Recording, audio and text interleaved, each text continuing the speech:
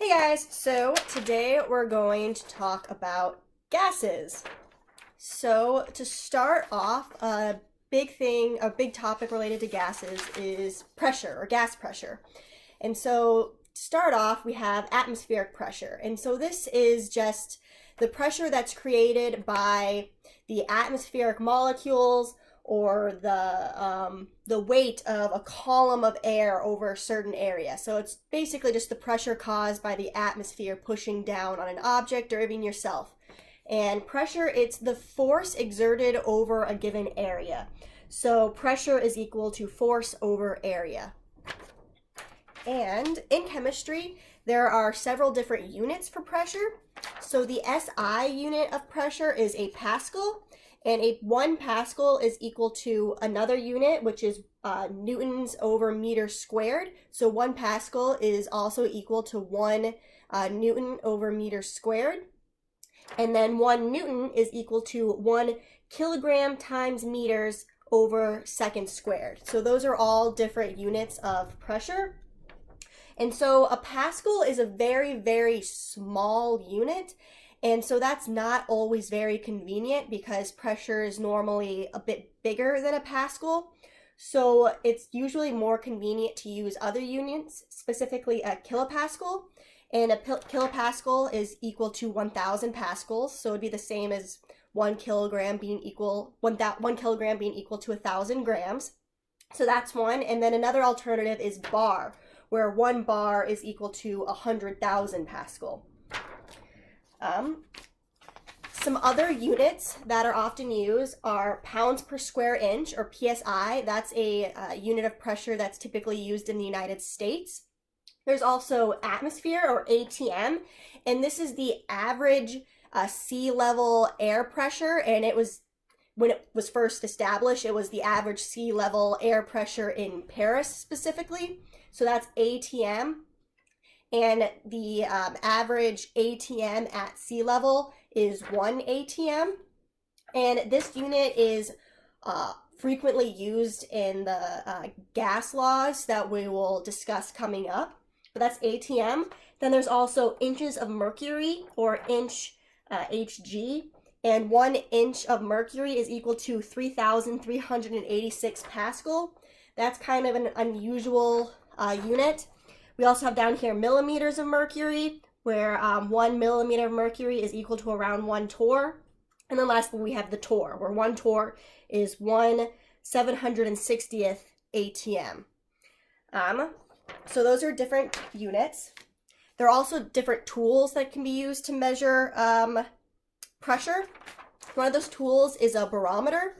And so the way this works, it's a glass tube that is closed on one end, open on the other end, and they'll normally fill it partially with some liquid and then submerge the open end into a container of that liquid. And so we have here 2 examples, one with mercury and the other with water. And how this works is the atmosphere will exert a certain amount of pressure pushing down on the liquid that is outside of the tube, and it will push down on that liquid, which will cause the liquid inside the tube to be pushed up.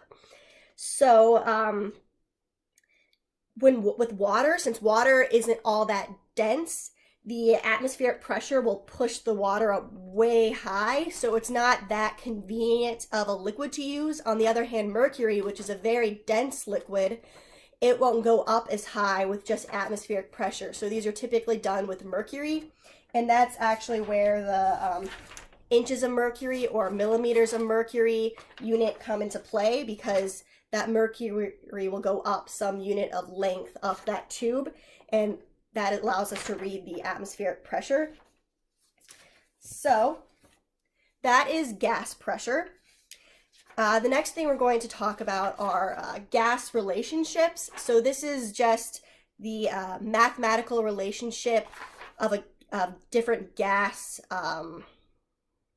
properties, so like gas pressure, gas volume, and then liquid, or the amount of moles, and these all relate together mathematically. So starting kind of chronologically of when they were discovered, we have Monton's law, And this law relates pressure and temperature. It's sometimes called Gay-Lussac's law. This guy thought of it first, and then Gay-Lussac came around and quantified it a little bit better, so those names are sometimes used interchangeably. But what these people discovered was that pressure was directly related or proportional to temperature. So as pressure would increase, the temperature would also increase, as long as all other factors will remain constant. So if it was kept at a constant volume and the number of moles, then these two were directly related, where, again, if one increased, the other increased proportionally, and vice versa. So this could also be shown as P1 over T1 is equal to P2 over T2. So if you're given the initial pressure and temperature and then a final pressure or temperature, you can calculate the other based on this relationship due to their proportional relationship. So moving on from there, we come to Charles's law. So Charles's law, just like before, this one relates volume and temperature. So if the pressure and number of moles is kept constant, volume and temperature are directly proportional again. So as one increases, the other will increase proportionally, and vice versa. So this too has a relationship of V1 over T2 is, that should be V1 over T1. Okay, so V1 over T1 is equal to V2 over T2. Okay, so then next up we have Boyle's law. Boyle's law relates volume and pressure. So as long as the temperature and number of moles are remain constant, volume and pressure are also related. But rather than being directly proportional, these are actually inversely proportional. So if pressure increases, volume will decrease proportionally, and then vice versa. So this relationship is actually shown as P1 V1 is equal to P2 V2. And then lastly, we have Avogadro's law. So this law relates the moles of a gas and then the volume of the gas. So as long as the pressure and the temperature remains constant, the volume is directly proportional to the number of moles. So if volume increases, the number of moles would have to increase in order to maintain the pressure and temperature. So that one is, once more, V1 over N1 is equal to V2 over N2. So that brings us to something called the ideal gas law. So I'm just going to quickly write up those previous expressions. So first we have that P1 over T2 is equal to T1 is equal to P2 over T2. Then we had Charles' law, which was V1 over T1 is equal to V2 over T2. This was followed by Boyle's law, which is P1 V1 is equal to P2 V2. And then lastly, we had Avogadro's law, which is, V1 over N1 equals V2 over N2. And all of these laws can actually be combined to a single expression, and that is the ideal gas law. So these all kind of come together to be PV equals nRT.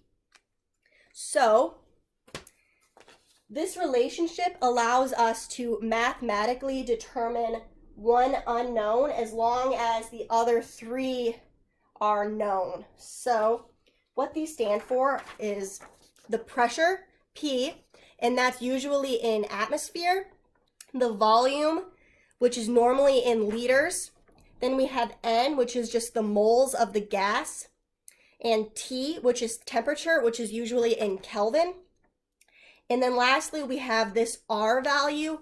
This is the ideal gas constant, also sometimes referred to as the universal constant. It has different units depending on what form you're going to use, but to figure out which form you're going to use in this equation, you need to look at the units for all of the other values, because you want the units of the constant to be able to cancel out. So since we have atmosphere, liter, moles, and Kelvin, the units of the ideal gas law is actually liters times atmosphere divided by moles times Kelvin, and it's equal to 0.08206. So that's the value that you'll use with the ideal gas law. So you might be wondering, what is an ideal gas? What makes a gas ideal? Really, this is kind of a hypothetical construct. Most gases, or really no gas in reality, is ideal. It's kind of just this hypothetical construct that allows us to do these calculations. And so in order to do our calculations in this unit, we're going to just assume ideal behavior from most, if not all, gases. But in reality, these only really work for gases that are at relatively low pressure and then also relatively high temperature. But that's what an ideal gas is. One thing that you're going to be using is something called standard temperature and pressure. That's STP. This is just some value of temperature and pressure that's standardized. So if on a problem you get told you have a gas at STP or a gas at standard temperature and pressure, then you know the values for temperature and pressure, and that is 273.15 Kelvin, which is also equal to 0 degrees Celsius. So that's the standard temperature, and then the standard pressure is 1 atmosphere. So unless told otherwise, you can usually kind of assume you're at STP. So that's standard temperature and pressure. And then at standard temperature and pressure, 1 mole of gas is typically about 22.4 liters. And this is sometimes referred to as the standard molar volume. So at STP, a gas is at 273.15 Kelvin, 1 atmosphere, and usually 22.4 liters for 1 mole. Okay, so those are the various laws. We can then use these laws, particularly the ideal gas law, in stoichiometric calculations. So next thing we're going to talk about is stoichiometry of gaseous substances, mixtures, and reactions. So one thing that we can calculate is gas density and molar mass. So I'm actually going to write this out so you can see how it's derived.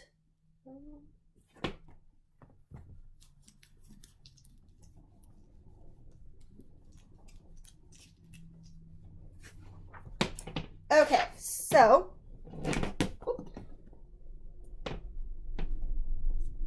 density is equal to mass divided by the volume. And we can actually then plug this expression into the ideal gas law for volume. So this can translate to volume is equal to mass divided by the density. And so if you recall, the ideal gas law is PV equals nRT. So if we plug in mass divided by density for volume, we will actually get mass divided by density is equal to nRT divided by pressure. So I just moved the pressure over to the other side by dividing. Next, if we then solve for density, so multiply this both sides by d and then divide by the other, we will get to an expression that is mass times pressure is equal to nRT, and that is equal to the density. So you might notice right here, this m over n, that is mass per moles or grams per mole. And this is actually equal to the molecular weight. So molecular weight, or N is equal to mass per mole. So we can actually then sub in. So density is equal to the molecular weight times the pressure over RT. So if you know the molecular weight of a given gas and the pressure and temperature that it's under, you can actually then calculate the density of that gas, which is a very useful tool. So we can also, from there, we can calculate the molecular weight of some unknown gas. So if you have a gas and you don't know what it is, but you know some of the different properties of it, like the pressure, the temperature, you can calculate molecular weight. So we don't need that anymore. Okay, so if we start with the ideal gas law, PV equals nRT, and we know that molecular weight is equal to the mass divided by the moles, we can then solve for mole and plug in. So then moles is equal to mass divided by the molecular weight. And we can plug that in for N. So PV equals mass divided by molecular weight times RT. And then we can solve for the molecular weight. So molecular weight is going to equal the mass times R times T divided by PV. So if you know the mass of some unknown gas, its temperature, pressure, and volume, you can then solve for its molecular weight, which is pretty useful because if it's just some element like helium, that would give that away right away, or it could help you narrow down what molecule it actually is. Okay, so those are different calculations we can do.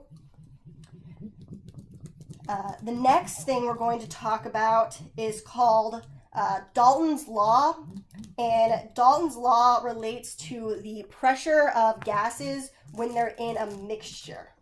So just put that aside for now. Okay, so here. So Dalton's Law, which is the pressure of mixtures and gases, it starts from this premise where each individual gas in a mixture exerts the same pressure that it would individually.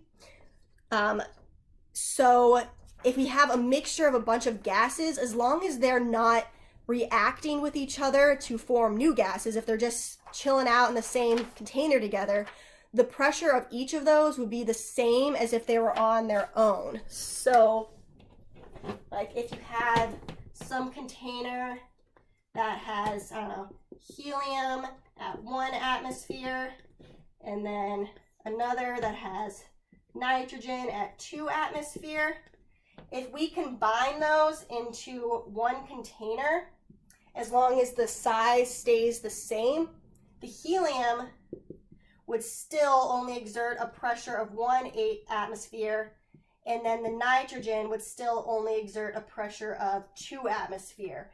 They wouldn't interfere with each other. And that is the partial pressure. So partial pressure is the pressure exerted by each individual gas in a mixture. And so what Dalton's law of partial pressure basically means is that the pressure total of some mixture is equal to the individual partial pressures added up. So in this case, each one of these gases have a partial pressure of 1 atmosphere and 2 atmosphere individually, where the total pressure would be equal to 3. So from there, we have another concept called mole fraction.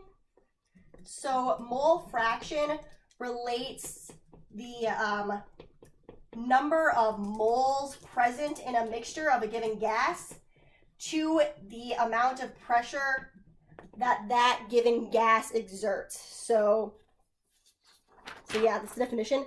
Mole fraction, or X, relates the pressure of gas A to the total pressure of some gas mixture. So it relates how much it contributes. So mathematically, the formula for that is pressure A is equal to XA times P total. So PA is the pressure of A. P total, again, is just the total pressure. And X, this is the mole fraction. And so this is equal to, so the mole fraction of some gas A is equal to the moles of A, or Na, divided by total moles, or N total. So if we know we have 5 moles of some gas A in a mixture, we know that the total mixture has a pressure of, let's say, 25 atmosphere. And at the same time, we know there are 25 moles of gas total. We can figure out the partial pressure of that gas. So the way we would do that is first solve for the mole fraction, which would be 5 divided by 25, or 1/5. So 1/5 times the pressure total, 25, and then that would mean that the pressure of A would be equal to 25 divided by 5, or 5 atm. Okay, that was a pretty easy calculation just because 5 and 25 are so easily divided, but it can get a little trickier. But moving on from there, the last thing we're going to talk about is this thing called kinetic molecular theory. So this describes the kinetics of a gas, and it actually then helps further explain how those laws that we described previously, like Boyle's law and Charles's law and so forth, it helps explain those further about why those relationships exist. So I'm going to just erase with this tiny little eraser.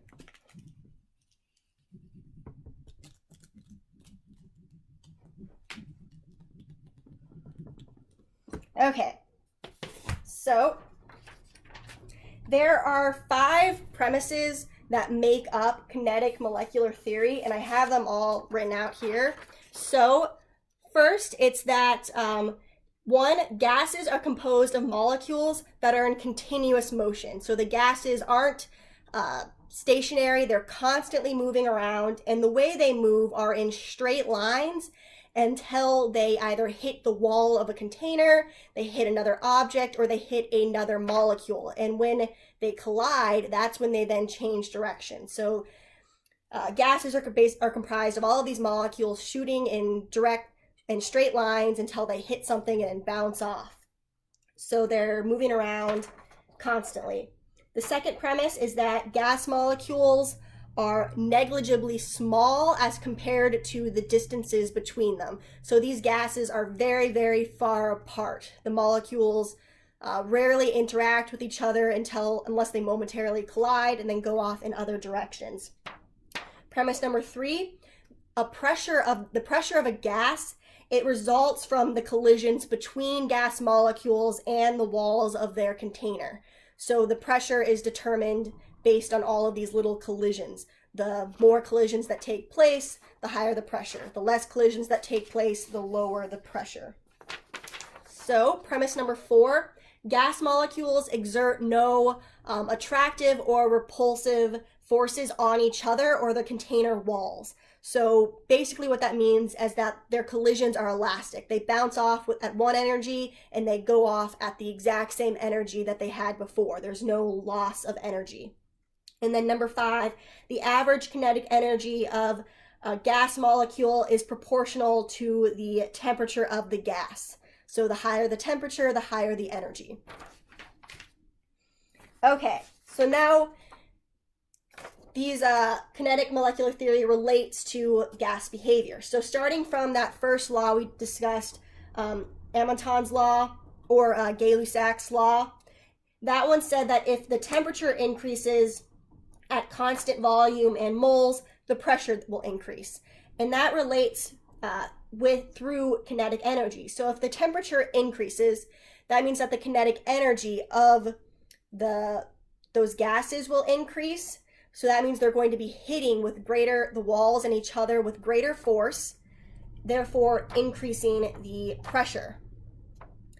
Moving down, Charles's law, which says that if the temperature increases, then in order to maintain a constant pressure and volume, or in order to maintain a constant pressure, the volume needs to increase. And that even relates back to this previous expression. So as the temperature increases, the kinetic energy of those gases will increase. They're moving around faster. They're hitting the walls and each other more frequently.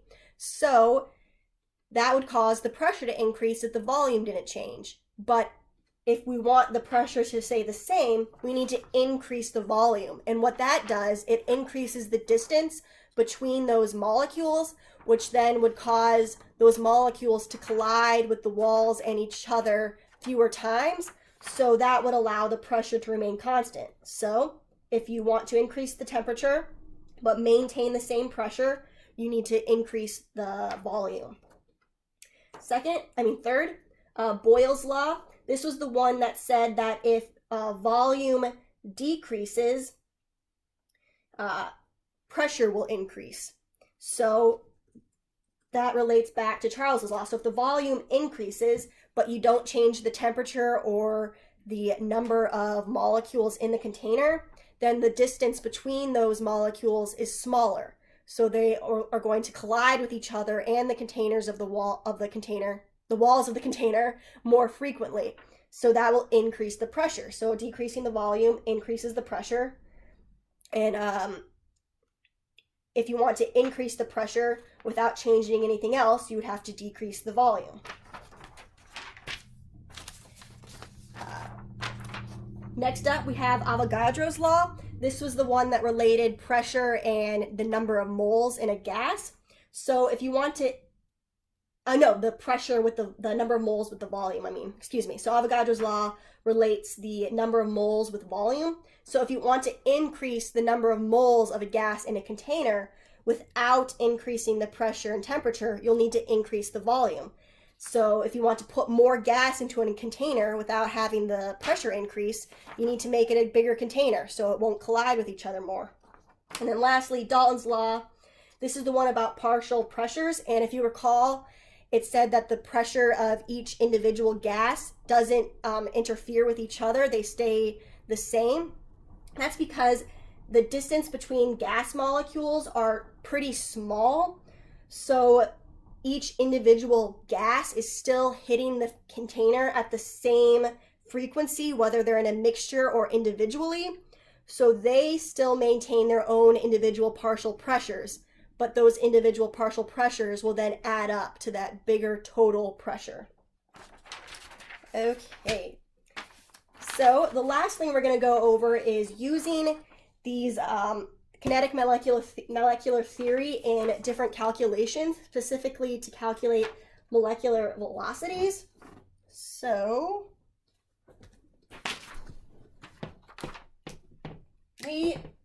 there's a quantification that kinetic energy is equal to 1/2 mass times volume squared.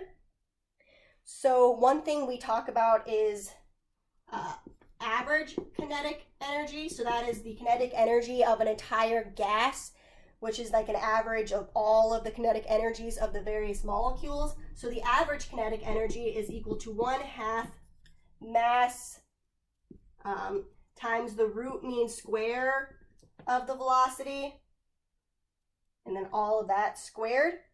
And so what this basically says is that the total kinetic energy is going to increase with an increase in temperature and an increase in moles. So kinetic energy increases with an increase in temperature and moles. And so we can then calculate average kinetic energy is equal to 3/2 RT, which can then be solved for T, where T is equal to 2 times the average kinetic energy divided by 3R.